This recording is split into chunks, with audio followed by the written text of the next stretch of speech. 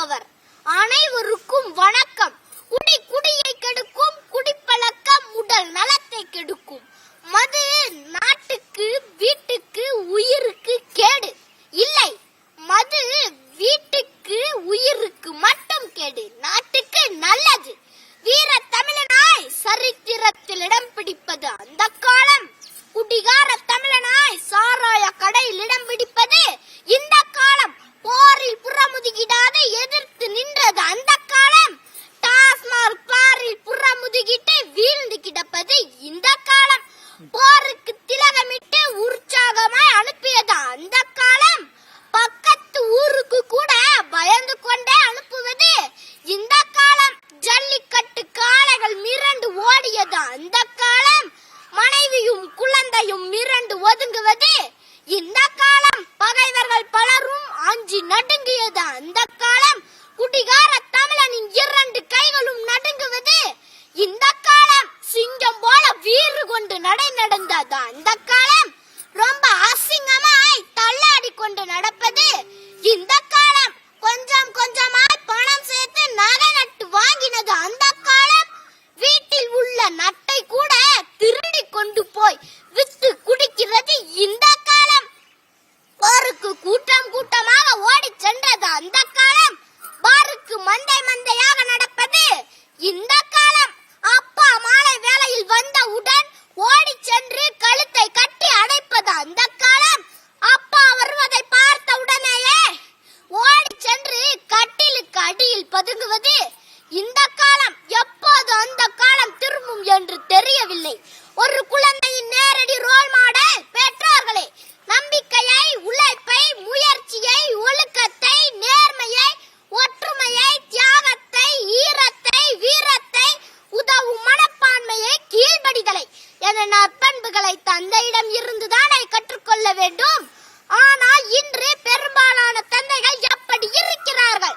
எப்படி வீட்டுக்கு வருகிறார்கள்? தள்ளாடி கொண்டு வருகிறார்கள், போய் பேசுகிறார்கள், அலங்கோலமாக வீட்டுக்கு வருகிறார்கள், வீட்டிலேயே திருடுகிறார்கள், அடித்து பிடுங்குகிறார்கள், குளிக்காமல் அழுக்காய் இருக்கிறார்கள், அழுக்காய் திரிகிறார்கள், நேரமாகி வீட்டுக்கு வருகிறார்கள், சில சமயங்களில் வருவதே இல்லை, சாப்பாட்டை இறைத்து சாப்பிடுகிறார்கள், அம்மாவை அடிக்கிறார்கள், நடு வீட்டில் வாந்தி அடிக்கிறார்கள். எந்த பெற்றோராவது மாலை ஆன உடன் தனது குழந்தையை உப்பு மூட்டை தூக்கி விளையாடுகிறார்களா? என் கண்ணே, என் செல்லோ, பள்ளியில் என்ன சொல்லி தந்தார்கள் என்று கொஞ்சுகிறார்களா? குடியில் இடுங்கி சிவந்த கண்களுடன் திரிகிறார்கள்.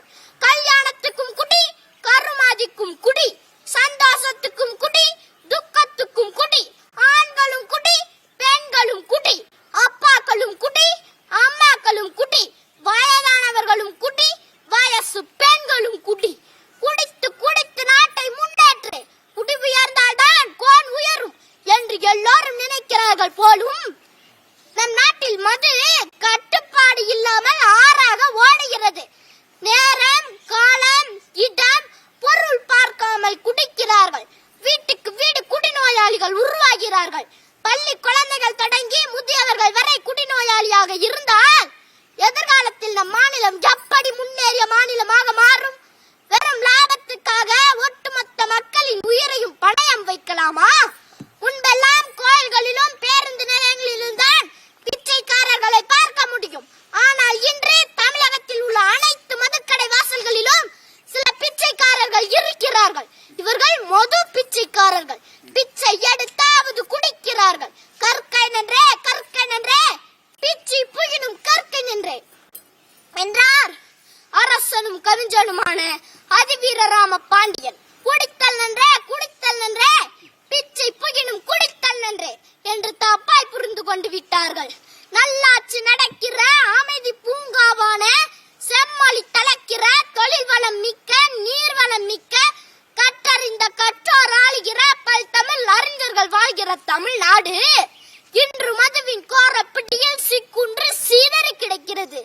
இன்று நம் நாட்டில் கணையம், கல்லீரல் வீங்கி, பார்வை சுருகி, பாதி மனிதனாய் அலைபவர்களின் எண்ணிக்கை அதிகரித்து வருகிறது. உடல் ஊனமுற்றோர்களின் எண்ணிக்கை அதிகரித்து வருகிறது. இங்கு நான் வருவதற்கு முன்பு நன்றாக இருந்த என் வகுப்பு தோழன் கோபிநாத் கோபிநாத்தின் தந்தை யாரோ ஒரு குடிகார ஓட்டுநரால் விபத்துக்குள்ளாகி 8 பற்களை இழந்து நோயாளியாக நிற்கிறார். கோபிநாத்தும் அந்த விபத்தில் நோயாளியாக வேண்டியவன். அவனின் தந்தை ஒரு முட்புதரில் தூக்கி வீசியதால் தப்பித்தான். குடியுயர கோன் உயரும் என்ற அவ்வை வாக்கை தப்பாய் புரிந்து கொண்டால் இப்படித்தான் இன்றைய தமிழர் வாழ்வில் பற்றி படர்ந்திருக்கும் பெருநோய் மதுவுக்கு அடிமையாகி விட்ட மனோபாவம். எம் தமிழினம் இந்த மோசமான நோயிலிருந்து மீண்டளவே முடியாதா என்ற அச்சம் என் மனதை அலைக்கழிக்கிறது. ஒரு தனி மனிதன் தள்ளாடும் போது ஒரு குடும்பம் தள்ளாடுகிறது. ஒரு குடும்பம் தள்ளாடும் போது ஒரு சமூகம் தள்ளாடுகிறது. ஒரு சமூகம் தள்ளாடும் போது ஒரு நாடு தள்ளாடுகிறது. அப்படி ஒரு தள்ளாட்டு நோயால் நம் நாடு சிதைக்கப்பட்டு கொண்டிருக்கிறது. தீபாவளி மது விற்பனை 400 கோடியை ஒரே நாளில் எட்டியது என்று எழுதுகின்றன பத்திரிகைகள். இது நமக்கு பெருமையா? மிகப்பெரிய அவமானம், கேவலம், வெட்கக்கேடு. குடிப்பதை குற்றம் என்று உறக்கச் சொன்ன வள்ளுவன் உதித்த மண் இன்று குடியாலே தள்ளாடுகிறது. காப்பாற்ற ஆள் இல்லாமல் அல்லாடுகிறது. 2003ஆம் ஆண்டில் தமிழக அரசு குடியினால் குடித்த வருமானம் 2869 கோடி. அது படிப்படியாக வளர்ந்து 2014ஆம் ஆண்டில் 29,672 கோடியை எட்டியுள்ளது. இது நம் நாட்டை நம் வளர்ச்சி பாதைக்கு கொண்டு செல்லுமா? கடைக்கோடியில் வாழும் சாதாரண குடிமகனுக்கும் எந்த நாட்டில் கல்வியும் மருத்துவமும் பாரபட்சமின்றி கிடைக்கிறதோ அந்த நாடுதான் வாழ்வதற்கு தகுதியானது. ஆனால் இங்கு மதுதான் பாரபட்சமின்றி கிடைக்கிறது. இனி மதுவே இல்லாத ஒரு புதிய தலைமுறையை உருவாக்குவதுதான் உடனடி தேவை. அதற்கு நமக்கு தேவை சுயநலமற்ற அரசியல். அரசியல் அசிங்கமானால் ஒரு நாடே அசிங்கமானதாக தான் அர்த்தம். என்னோடு வாருங்கள் தோழர்களே, எல்லோரும் இறங்கி சாக்கடையை சுத்தம் செய்வோம். நம் எதிர்காலத்தை தீர்மானிக்க, நமக்கான உலகத்தை உருவாக்க அரசியலை சுத்தம் செய்வோம். நன்றி, வணக்கம்.